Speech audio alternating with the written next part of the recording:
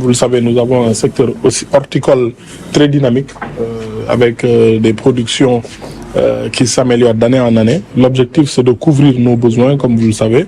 Maintenant, il y a un gros travail de régulation à faire entre les producteurs, les commerçants, mais aussi les consommateurs. Sans doute, chaque année, vous entendez les difficultés liées au marché. Souvent, on a beaucoup de production qu'on perd parce qu'il y a un déficit en magasin de stockage, mais il y a aussi souvent les difficultés liées au prix. Donc, en faisant l'atelier, nous en profitons pour lancer une concertation entre acteurs pour voir comment prendre des décisions appropriées durant toute cette saison à venir, la saison à venir, c'est-à-dire à partir du mois de janvier, février. La coexistence de l'oignon importé et des productions locales sur le marché, mais aussi les périodes un peu difficiles où la production locale arrive à son terme, et nous l'avons remarqué ces 2 dernières années avec des restrictions d'exportation ou des conditions climatiques qui ne favorisent pas du tout l'importation vers des pays producteurs comme la Hollande, le Maroc ou l'Inde. Donc ce sont tous ces sujets qu'on a pu discuter pendant 2 jours. L'autre chose aussi, c'est toujours la discussion, la concertation qu'il faut pour une meilleure utilisation des outils de l'État. Lorsque nous subventionnons, nous avons aussi un droit de regard sur les prix. Il n'est pas question que l'État subventionne les intrants, donne du matériel agricole et que après le prix soit laissé à la libre appréciation du producteur ou du commerçant. Nous devons avoir une concertation pour éviter qu'il y ait une inflation injustifiée.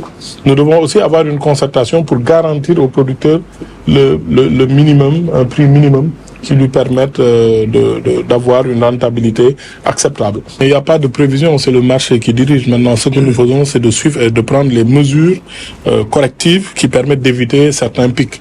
Mais tout le monde sait que l'oignon, les spéculations agricoles, il y a des périodes de haut et de bas.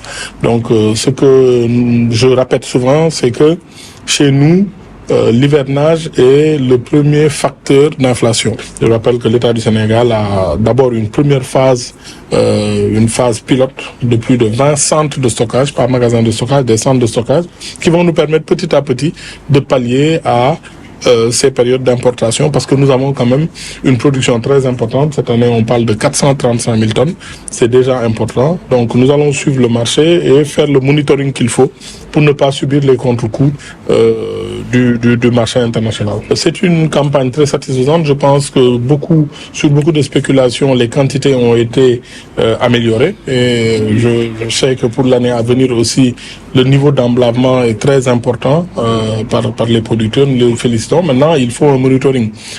Produire de grandes quantités, ça ne suffit pas. Il faut que l'entente et les concertations soient continue entre acteurs de façon à nous permettre de pouvoir garantir le meilleur prix et éviter aussi les périodes de tension sur le marché.